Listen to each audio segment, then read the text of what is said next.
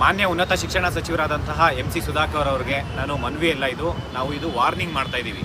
Freedom ಪಾರ್ಕಲ್ಲಿ ನಿಂತ್ಕೊಂಡು ಇವತ್ತು ನಿಮ್ಮ ಮನೆ ಮುತ್ತಿಗೆ ಹಾಕಬೇಕಾ ಪರಿಸ್ಥಿತಿ ಇದೆ. ಯಾಕೆ ಅಂತಂದರೆ ಇದು 1-2 ತಿಂಗಳಲ್ಲ, ಸುಮಾರು ವರ್ಷಗಳಿಂದ ನೀವು UGC ಕ್ವಾಲಿಫೈಡ್ ಆಗಿರೋರಿಗೆ ಮೋಸ ಮಾಡ್ತಾ ಇದ್ದೀರಾ.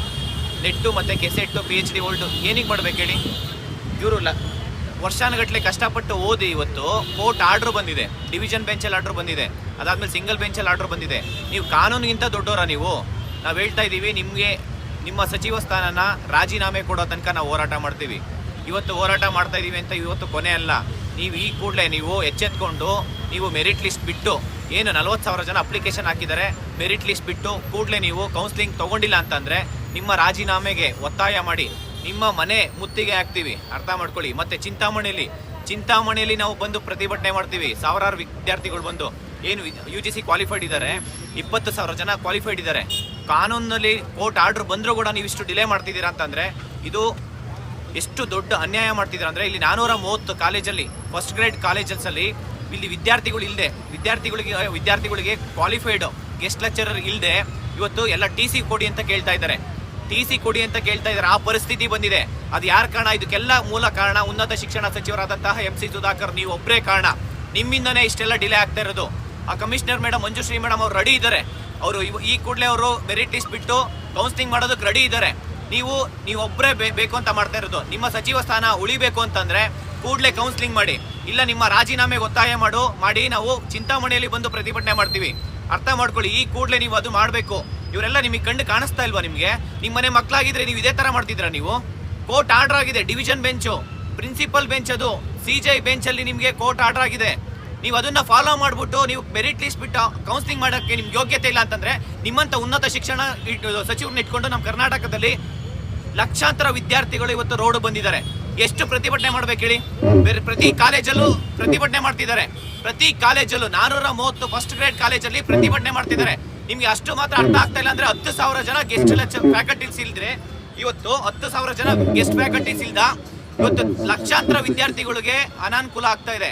ನೀವು ಅನುಕೂಲ ಮಾಡೋ ಅಂತ ಸಚಿವರಾಗಂಗಿದ್ರೆ ಉಳ್ಕೊಳ್ಳಿ, ಇಲ್ಲ ನಿಮ್ಮ ರಾಜೀನಾಮೆಗೆ ನಾವು ಒತ್ತಾಯ ಮಾಡಿ ಇವತ್ತು ನಾವು ಏನು ಮಾಡ್ತಾ ಇದೀವಿ ಇವತ್ತು ಕೊನೆ ಅಲ್ಲ. ನೀವು ಎಲ್ಲಿವರೆಗೂ ಮೆರಿಟ್ ಲಿಸ್ಟ್ ಬಿಟ್ಟು UGC ಕ್ವಾಲಿಫೈಡ್ ಆಗಿರೋರಿಗೆ, ನೆಟ್ಟು ಕೆಸೆಟ್ಟು ಮತ್ತು PhD ಹೋಲ್ಡರ್ಸ್ಗೆ ಪಾಸ್ ಆಗಿರೋರಿಗೆ ನೀವು ಮೆರಿಟ್ ಲಿಸ್ಟ್ ಬಿಟ್ಟು ತಗೊಂಡಿಲ್ಲ ಅಂತಂದರೆ ಅಲ್ಲಿವರೆಗೂ ನಾವು ಪ್ರತಿಭಟನೆ ಮಾಡ್ತೀವಿ.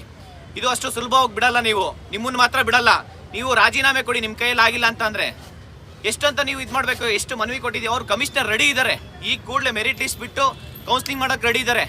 ನಿಮ್ಮಂಥ ಸಚಿವರು ನಮ್ಮ ಕರ್ನಾಟಕದಲ್ಲಿ ಇರೋದು ವೇಸ್ಟ್ ಅಂತ ಹೇಳ್ತೀನಿ.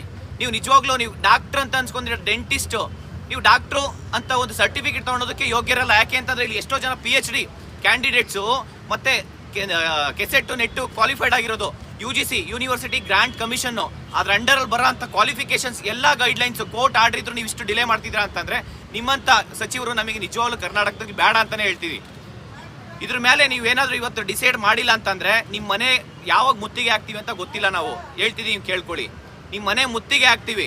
ನಿಮ್ಮ ಸಚಿವ ಸ್ಥಾನನ ರಾಜೀನಾಮೆ ಕೊಡೋದಕ್ಕೆ ನಾವು ಡೆಲ್ಲಿಗೆ ಹೋಗ್ಬಿಟ್ಟು ಡೆಲ್ಲಿ ಗಂಟೆ ಹೋಗ್ತೀವಿ. ನಾವು ರಾಹುಲ್ ಗಾಂಧಿಗೆ ಮತ್ತು AICC ಮಲ್ಲಿಕಾರ್ಜುನ್ ಖರ್ಗೆ ಸರ್ಗೆ ನಾವು ಮನವಿ ಮಾಡ್ತೀವಿ, ನಿಮ್ಮಂಥ ಸಚಿವರು ನಮಗೆ ಬೇಡ ಅಂತ ಹೇಳ್ಬಿಟ್ಟು.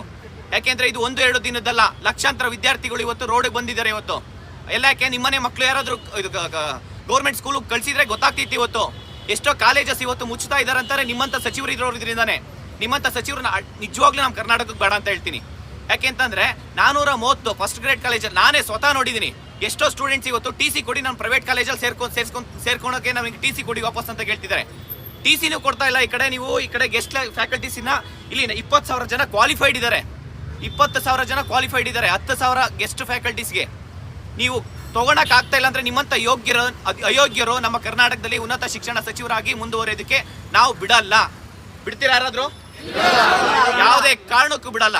ಹೇಳ್ತಾ ಇದ್ದೀನಿ, ಅರ್ಥ ಮಾಡಿಕೊಂಡು ಕೂಡಲೇ ಮೆರಿಟ್ ಲಿಸ್ಟ್ ಬಿಟ್ಟು ನೀವು ಅವರಿಗೆ ಆರ್ಡರ್ ಕಾಪಿ ಕೊಟ್ಟು ಅವರಿಗೆ ಗೆಸ್ಟ್ ಫ್ಯಾಕಲ್ಟೀಸ್ ಆಗಿ ವರ್ಕ್ ಮಾಡೋದಕ್ಕೆ ಲಕ್ಷಾಂತರ ವಿದ್ಯಾರ್ಥಿಗಳ ಇವತ್ತು ಹಿತನ ಕಾಪಾಡೋದಕ್ಕೆ ಇವತ್ತು ಹೋರಾಟ ಮಾಡ್ತಾ ಇದ್ದೀವಿ.